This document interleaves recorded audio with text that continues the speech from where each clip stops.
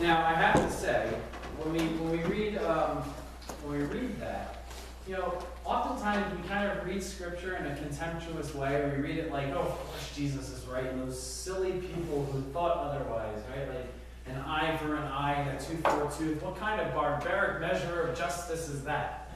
Well, if you murder somebody, you get capital punishment and you get put to death because the punishment fits the crime.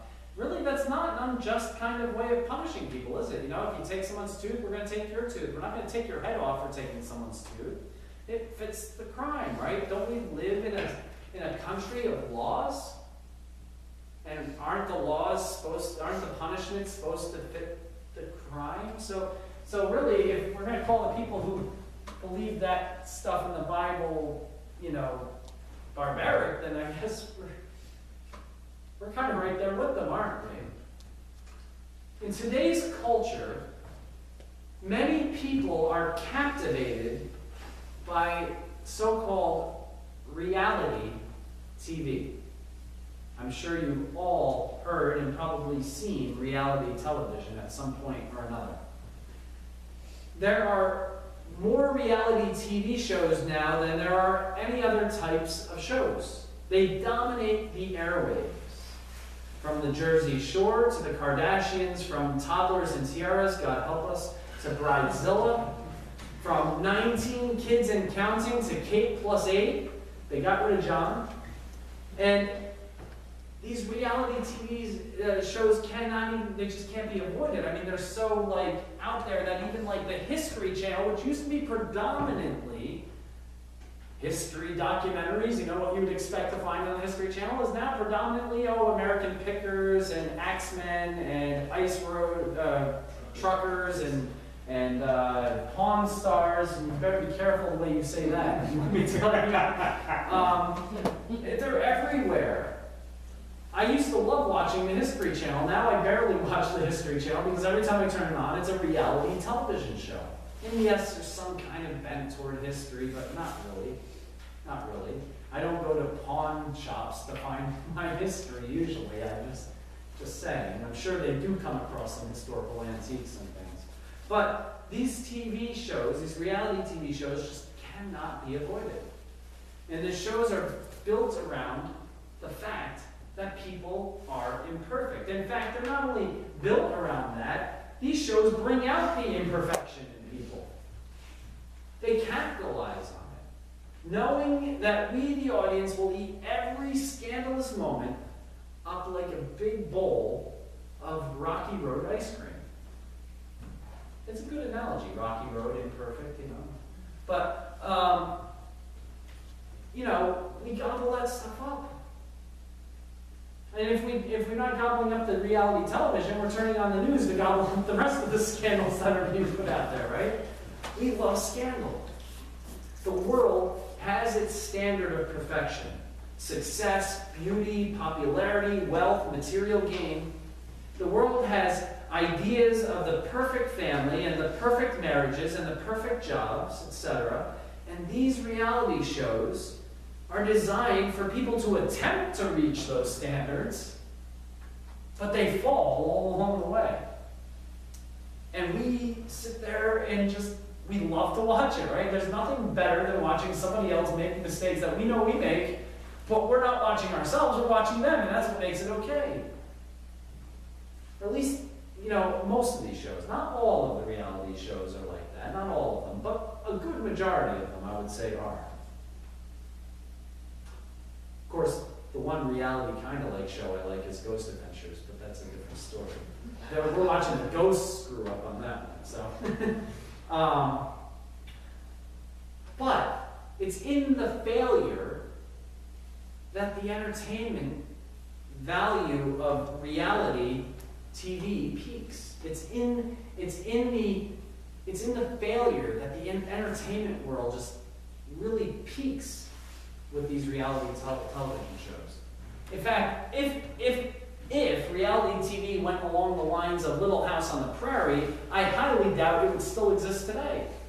I mean, it worked. Little House on the Prairie worked good for the format it was in, but for reality TV, it just, watching Ma and Pa sit around eating, dinner around the table all nice and mannerly would be boring, right? Just the culture we live in. Now, the last verse of our scripture today almost makes us wonder if Jesus is holding us up to such a lofty standard, only to watch us fall, right? I mean, he says in verse 48, "Be perfect, therefore, as your Father in heaven is perfect."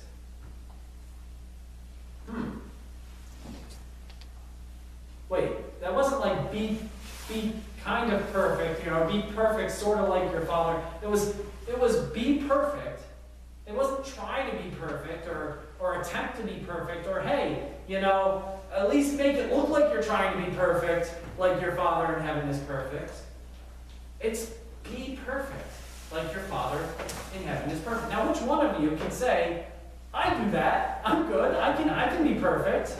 I'm with you, God. Of course, Errol. I wasn't going to say anything about it.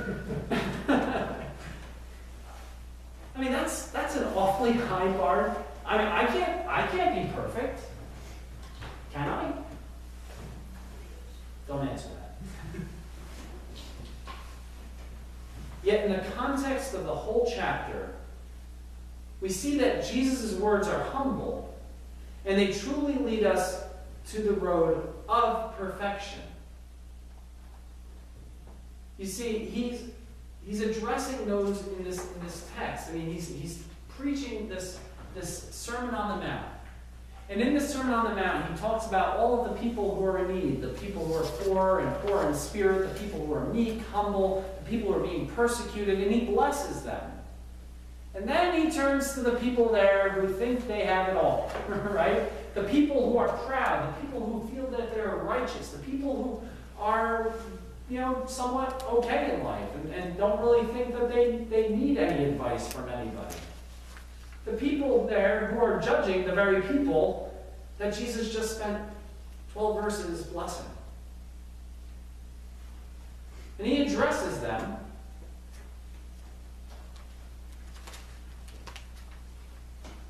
And he says, "You have heard an eye for an eye." So he takes their common perception of what justice is. An eye for an eye. Hey, if you steal, cut off the hand. If you punch somebody, you should get punched. You have heard an eye for an eye. But I tell you, do not get revenge. Do not get even. Do not resist an evildoer. My words, but basically what he says. So you have heard this is justice, but God calls for mercy. Now, for any of us who have been wronged in a crime anywhere along life's path, that does not sound like the way. I want justice if someone robs me. I don't want to, say, hey, here, take some more. Hey, you want my coat? Sure, take my shirt and my pants. Do all off naked for the next 2 miles. No problem. The sun's not that hot, only 100 in the shade. I want justice, not mercy. But what happens when God's justice turns on us? Then what will we be crying for? Justice? God, give me justice! Or will we be crying for mercy?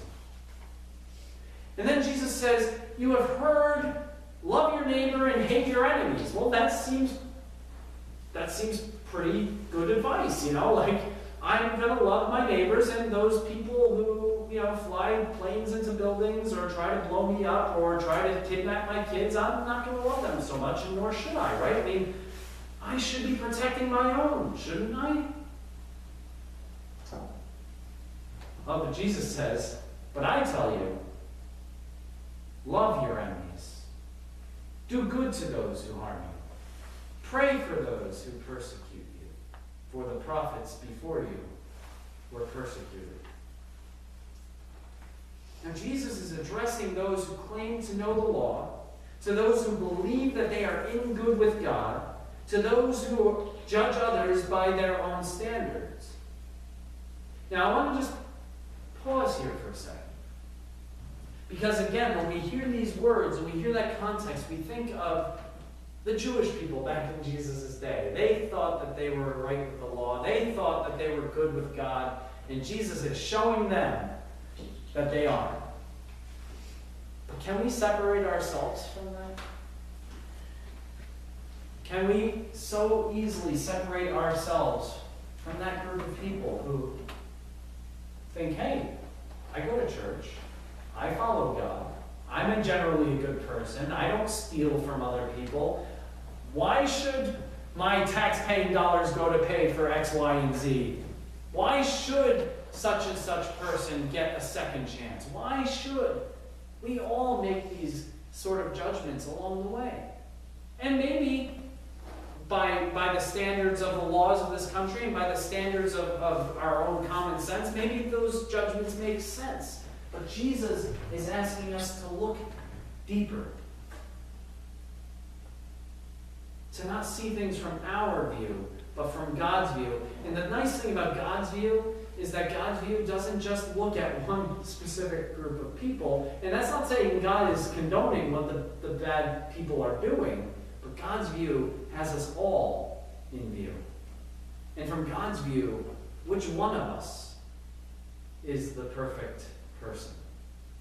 Which one of us stands above God's standard? Jesus is addressing those who claim to know the law, to those who believe they are in good with God, to those who judge others by their own standards. And he is humbling them with God's standard. Which one of us loves our enemies? Which one of us turns the other cheek? Which one of us gives more to the robber than what he or she asks for, if we give what they ask for to begin with? And yet, God has called us to do that. We are not called to be spectators of other people's lives. We are not called to be judges of other families and other religions and other groups of people. Rather, Jesus points us to look inward at ourselves. And I think that's the whole gist of Jesus' message. It isn't to condone the robbers and say, hey, robbers, rob people blind, God loves you. That's not what it's about. But it's about getting the people who are looking at those robbers and saying, hey, those bad people over there, they need to be handled. God's calling us to look at ourselves rather than those bad people. To look at ourselves.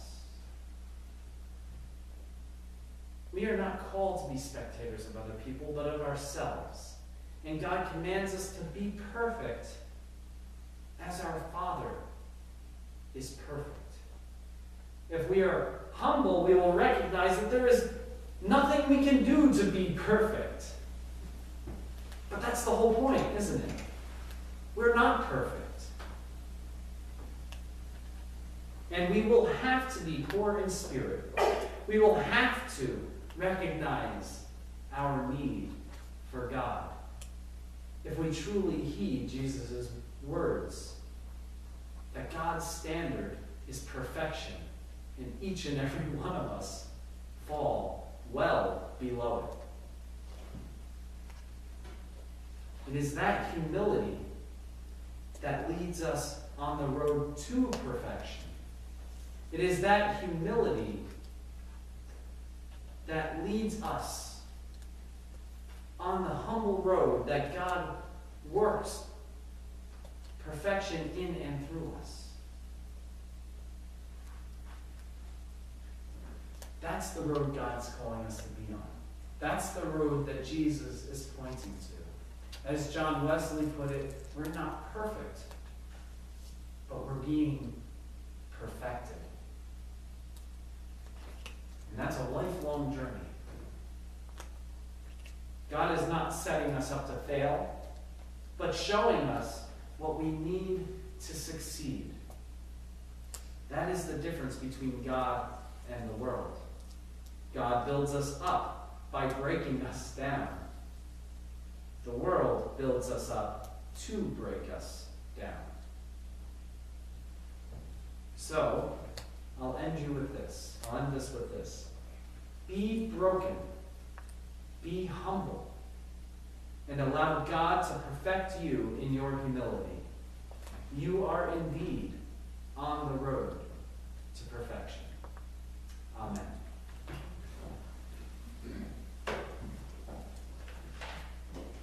Gracious God, we humbly ask you to continue your work of perfection in us.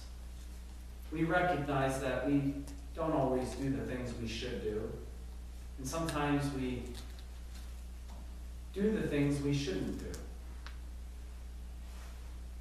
But we know that in spite of it all, you are a God of love, unconditional, and a God of mercy, unending, a God of grace, eternal. And you fill us with your hope, your healing, your wholeness, and ultimately with your peace. Lord, use us in a way that shows that same hope to others, a way that extends that same grace to others as you have extended to us. We pray these things in Jesus' name.